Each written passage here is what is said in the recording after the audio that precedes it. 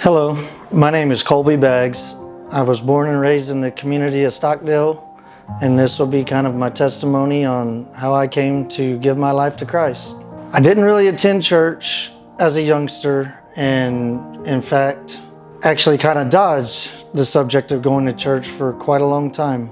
I had the influence of some very close family friends and my wife and others that were continually bringing up the subject of what's your relationship with Jesus and where do you stand in your faith. And it was always a awkward question that I just never wanted to talk about, never wanted to answer. And truth be told, I always felt like I knew the Lord and lived a good life, but it was the absence of knowing the story of the gospel and how Jesus saved us and just everything that goes with it. It all kind of started with getting put on a prayer group, and that was kind of my introduction a few years ago.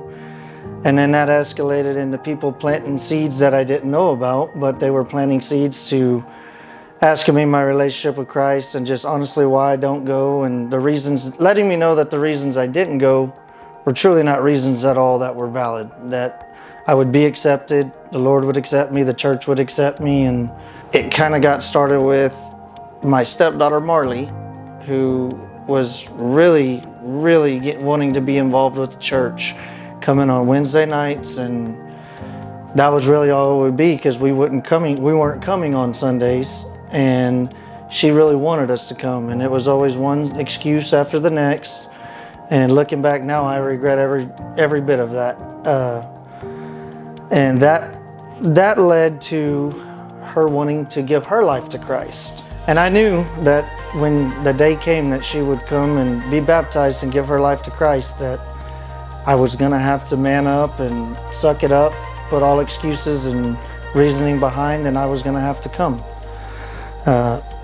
When that day came, I dreaded it. I had cold sweats, I was clammy, I was super nervous. I felt I would be judged by the people that I've known me my whole life and known me from a child till now, and just the worry of, hey, where have you been, sir?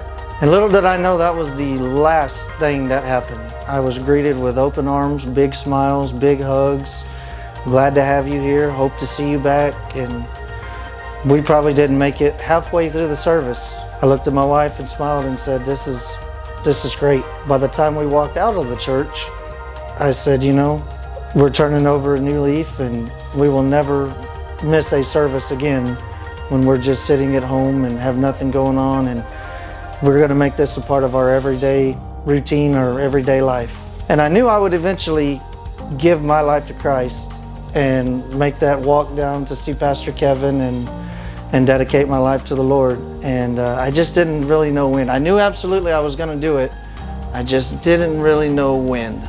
And then I believe I did it on the Christmas Eve service, and I noticed my family was there. My brother's family, my sister, her family, all the kids, they all made it to that service. And something told me this is the time. I was 38 years old, and my biggest fear was I had the knowledge of a young child, or no knowledge at all of what was going on with the gospel. But I just felt something different that day when I walked in and through the service and leaving. I'd never felt warmer. I've never felt at more comfort and more at ease. And from that day on, that feeling has stayed with me. And since then, I challenged myself, being that I had such a lack of knowledge in the gospel, that I needed to go to Bible study and probably read my Bible and get a grip on what's going on. And I'm probably a month or so away from covering it for the second time, cover to cover. It's never too late.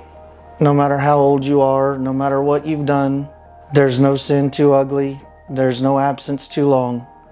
You will be received openly. God's grace will be upon you. Just give your life to Him. It's a deal breaker. I've never felt different, never felt better. My name is Colby Baggs. I'm a proud member of the First Baptist Church, and Jesus has certainly saved me and changed my life.